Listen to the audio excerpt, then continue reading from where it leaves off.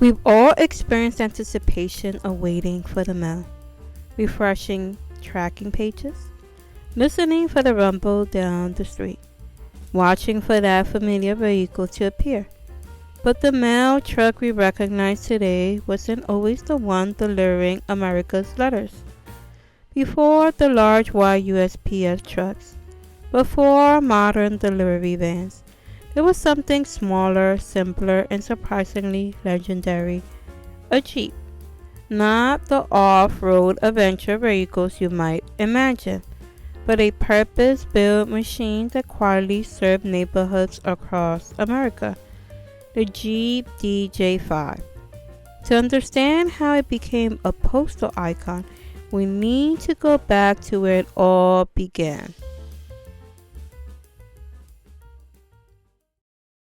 The story begins in Toledo, Ohio in the early 1900s.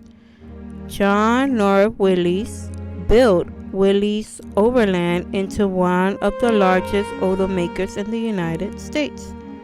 By 1915, it was second only to Ford. But Willys didn't focus on flashy design or luxury. He focused on something far more important: durability, simplicity, and reliability. His vehicles were built to endure rough conditions, to be repaired easily, and to keep working when others failed. Those values would later define one of the most important vehicles in American history.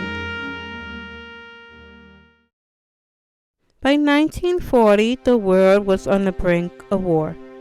The U.S. Army needed a new kind of vehicle: small, agile, and capable of handling nearly any terrain.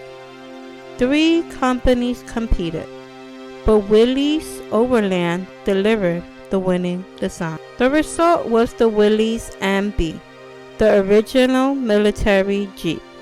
It quickly became indispensable. It carried soldiers, it transported supplies, it towed artillery, it crossed mud, sand, rivers, and snow. More than 360,000 were built during the World War II.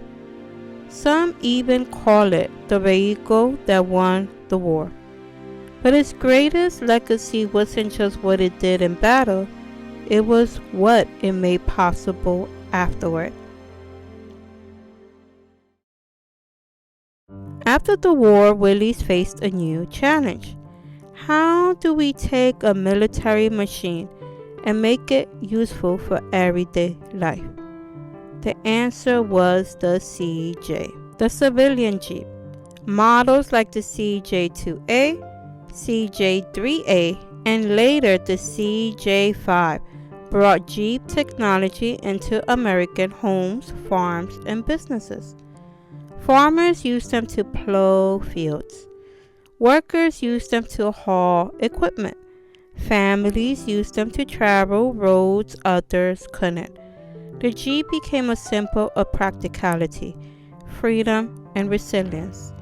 And that reputation caught the attention of an organization that needed exactly those qualities: the United States Postal Service. By the 1950s, the Postal Service had a growing problem. Mail delivery was expanding into suburban neighborhoods, but existing vehicles weren't keeping up. They were too large, too inefficient, too difficult to maintain. So Willys introduced something new: the dispatcher Jeep, the DJ3A. It was compact, simple, and most importantly, it featured right-hand drive, allowing carriers to deliver mail directly from the curb. It wasn't flashy, but it worked, and it laid the foundation for what would come next. 1953, Willys-Overland was acquired by Kaiser Motors. Under Kaiser, Jeep development expanded, especially for specialty and government vehicles. By the mid-1960s, the Postal Service made its needs clear. They didn't just want a modified vehicle. They wanted one built specifically for mail delivery, and K-Star delivered.